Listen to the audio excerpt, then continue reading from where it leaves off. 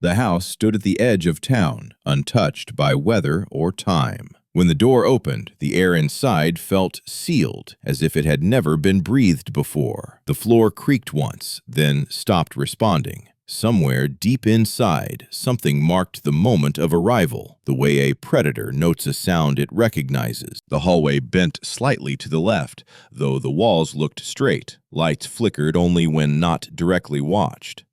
A shadow appeared ahead, thin and stretched, but when approached it flattened into the wall like a stain that refused to be scrubbed away. In the living room, family photos lined the shelves. None showed familiar faces. The eyes in every picture followed movement in the room. One frame was warm to the touch, as if it had just been removed from a living hand seconds earlier. The forest behind the house had no wind, yet leaves shifted constantly. Footprints appeared in the dirt, forming alongside existing ones. Whatever made them walked perfectly in step, never overtaking, never falling behind. Patient enough to wait for exhaustion. The abandoned hospital smelled faintly of antiseptic and rust. Curtains stirred around empty beds. A clipboard lay open, pages filled with dates that hadn't happened yet.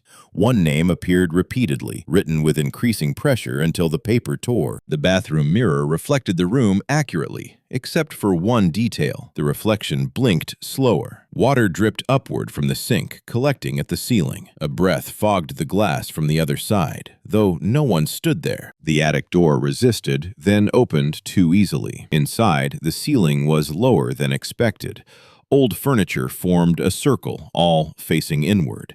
Dust hovered mid-air, unmoving, as if time hesitated here longer than everywhere else. A porcelain doll lay on the floor, its head turned away. When picked up, it felt heavier than before. The eyes rotated with a quiet click. A child's voice whispered from nowhere, asking a question that required a promise as the answer. At the end of the corridor, a door pulsed faintly, expanding and shrinking like a lung.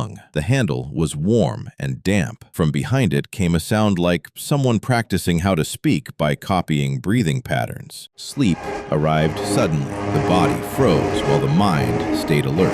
A weight pressed down, not painful, just absolute. A shape leaned close and spoke memories that belonged to other people, testing which ones caused fear. The basement stairs led into water that reflected nothing. Shapes brushed past beneath the surface, gentle but deliberate. The walls vibrated with slow knocks, repeating a rhythm that matched a heartbeat not belonging to anyone present. The windowless room narrowed without moving its walls. Scratches climbed higher with each flicker of light. The air grew thick, resisting movement, as if the room preferred fewer occupants and was correcting the mistake. The stairwell descended far beyond the house's height. Each step echoed twice, once before and once after being taken. At the bottom waited a door covered in claw marks, all pointing outward, as if escape had been attempted. Rain streaked the window as a pale figure stared in.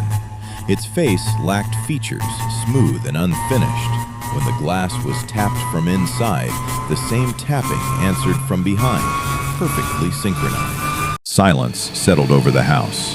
Phones showed a single image, the building, sealed and dark. Inside, something finally stood upright, complete. It listened, not for screams, but for the sound of someone deciding to enter next.